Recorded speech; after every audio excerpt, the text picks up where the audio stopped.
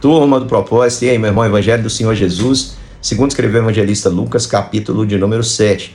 Eu preciso, meu irmão, que você faça um esforço para assistir aí os vídeos que temos postado e vamos juntos terminar toda a escritura ainda este ano. Com a graça de Deus, no dia 31 de dezembro estaremos terminando.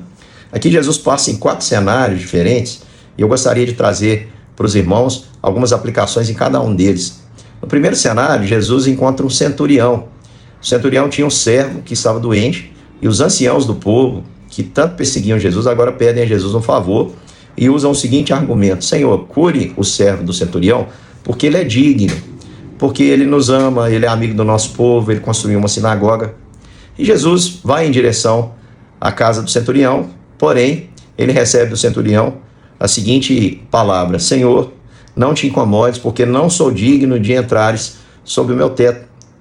Porque eu sou um homem que também tenho autoridade. Eu digo ao meu servo, faz e ele faz, vai e ele vai. Manda, pois, uma palavra e o meu servo ficará curado. Não é que o centurião não queria, meu irmão, receber o Senhor Jesus. Mas esse homem, de uma maneira maravilhosa, já havia experimentado o que é graça de Deus. A graça de Deus, meu irmão, ela não nos exalta. Ela nos faz entender que nós não somos dignos, que nós não somos merecedores. E a graça de Deus, ela faz também que percebamos, irmãos, que o Senhor é Deus. Eu não sou digno, mas eu tenho um encontro verdadeiro com aquele que é digno. Jesus é digno de toda honra, glória e louvor. E aquele homem, de fato, como Jesus disse, que não achou fé como a dele em todo Israel, ele vê Jesus de uma maneira diferente. Ele não vê Jesus como um homem comum.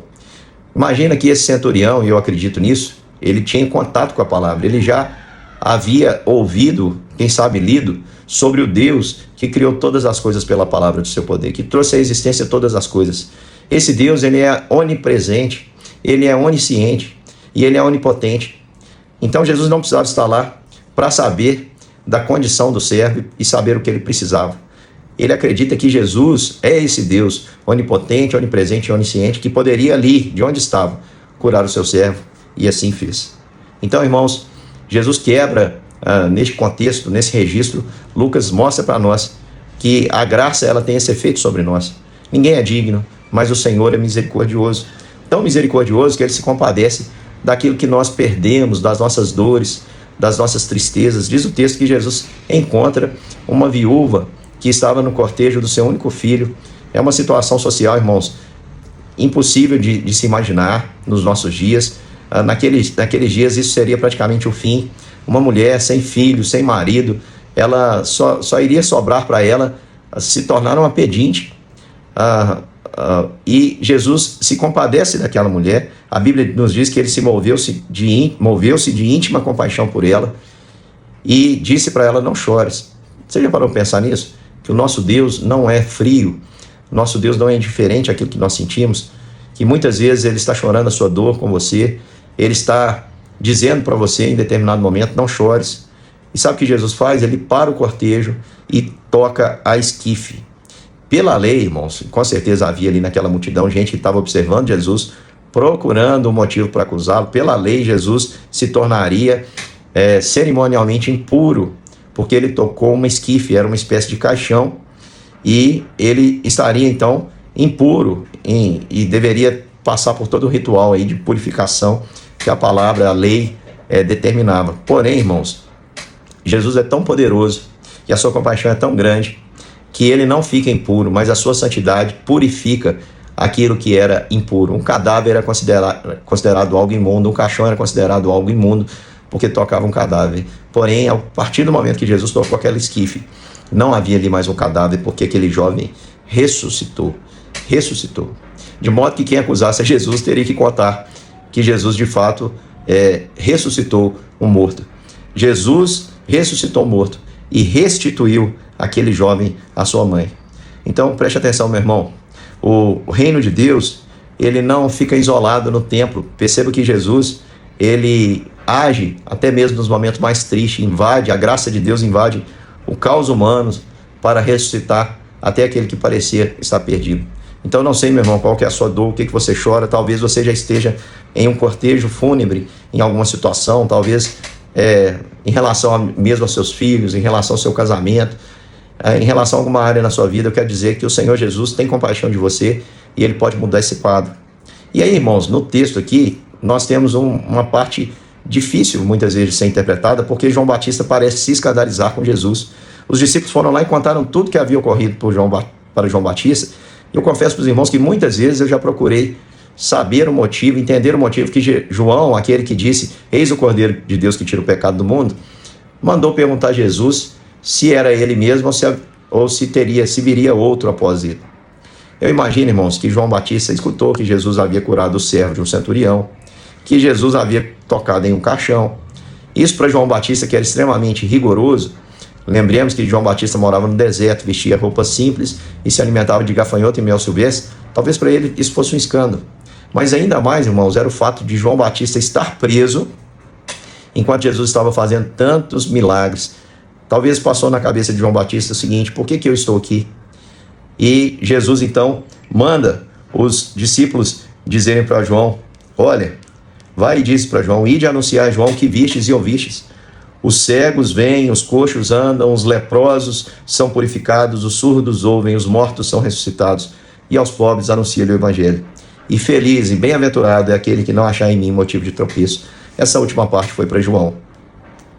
E os discípulos foram lá dizer para João: João, é ele, tudo isso tem acontecido, e ele falou para você não encontrar nele motivo de se escandalizar, porque tudo ele tem feito de acordo com a vontade de Deus.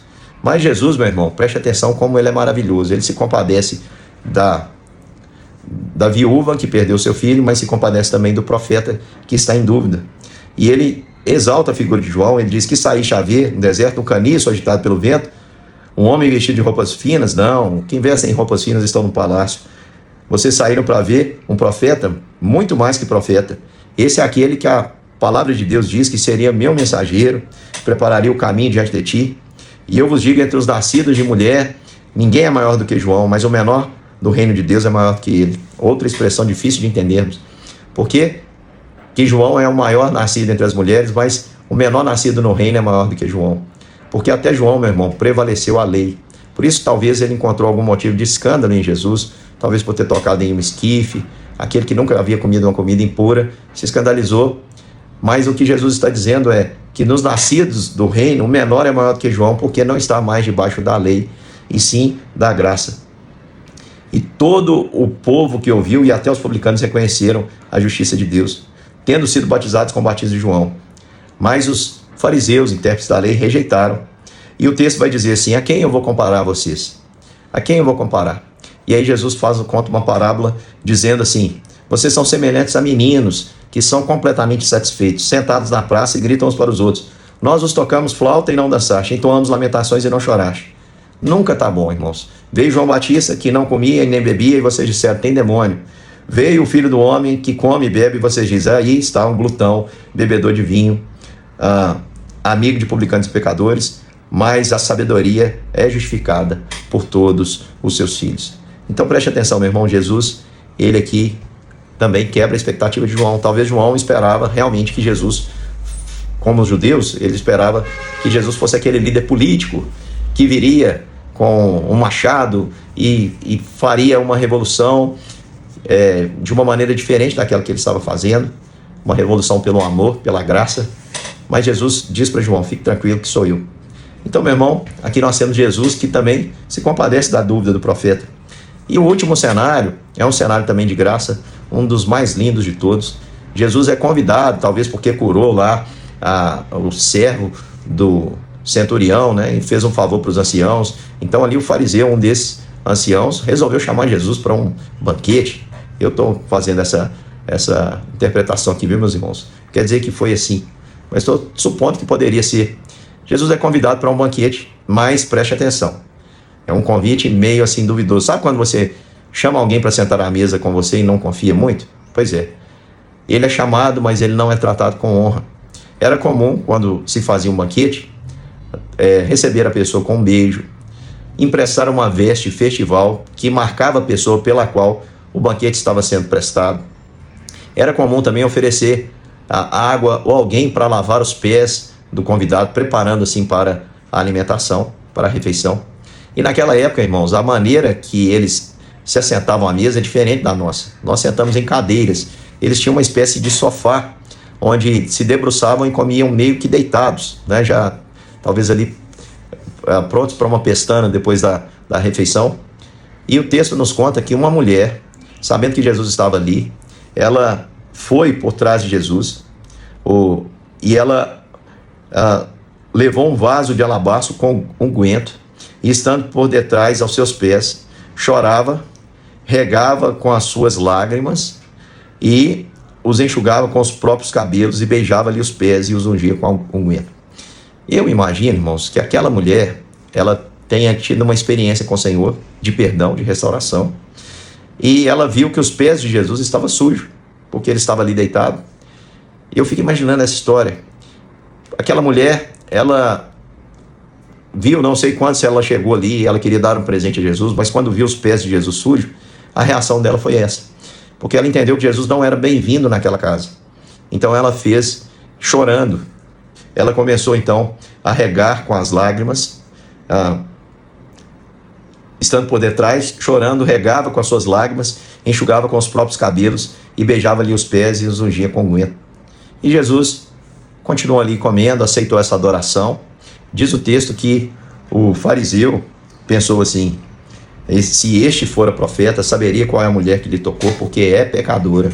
Aí eu fico pensando, meu irmão, a gente, quando ouve essa expressão, imagina logo que essa mulher tratava-se de uma prostituta. Como é que Simão, o fariseu, sabia que essa mulher era prostituta? Será que ele era um dos clientes? Não sabemos. Será que essa mulher tinha uma fama e ele conhecia? Não sabemos. O fato é que ele julgou Jesus, e Jesus então disse: Simão, eu quero te perguntar uma coisa.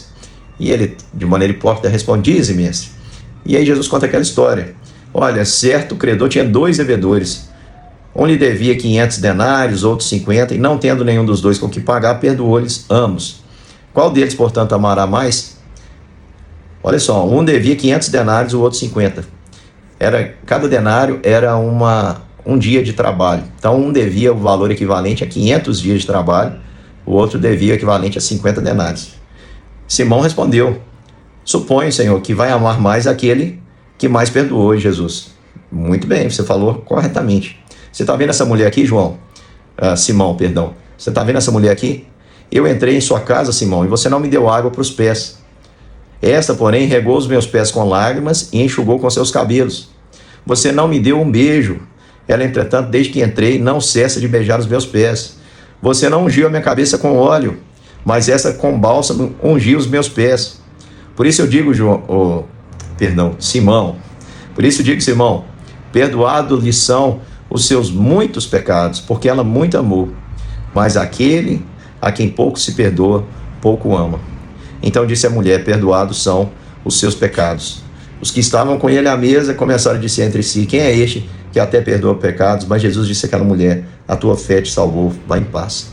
Sabe o que Jesus estava dizendo para aquele homem ali? Você acha que você não tem muitos pecados, então você não tem capacidade de me amar. É isso que a graça faz conosco, meu irmão. A graça de Deus, ela nos faz reconhecer como centurião que nós somos indignos. A graça de Deus, ela se manifesta no favor de Deus por nós, mesmo em face da morte, porque temos um Deus que se compadece, que tem misericórdia, coloca o coração dele na nossa miséria. Ele coloca o coração na nossa miséria quando nós perdemos algo que amamos. Ele coloca o coração na nossa miséria quando passamos por momentos de dúvida em meio ao sofrimento. E ele também, meu irmão, é aquele que nos faz, pela sua graça, pela sua misericórdia, perceber o quanto nós somos pecadores. Quanto maior é a minha percepção da minha condição, quanto maior a percepção de quanto eu sou pecador, quanto mais eu reconheço quão pecador eu sou, mais eu sou capacitado a amar o Senhor. Mas aquele a quem pouco se perdoa, pouco ama. Tem muita gente que está caminhando achando que não tem muita coisa para confessar diante de Deus, mas todos nós, irmãos, quero dizer isso para você, todos nós somos pecadores ao extremo. Nós precisávamos experimentar com maior profundidade o que é a graça de Deus e entender que onde abundou o pecado, superabundou a graça. Que Deus te abençoe, meu irmão. Até daqui a pouquinho para mais um capítulo das Escrituras.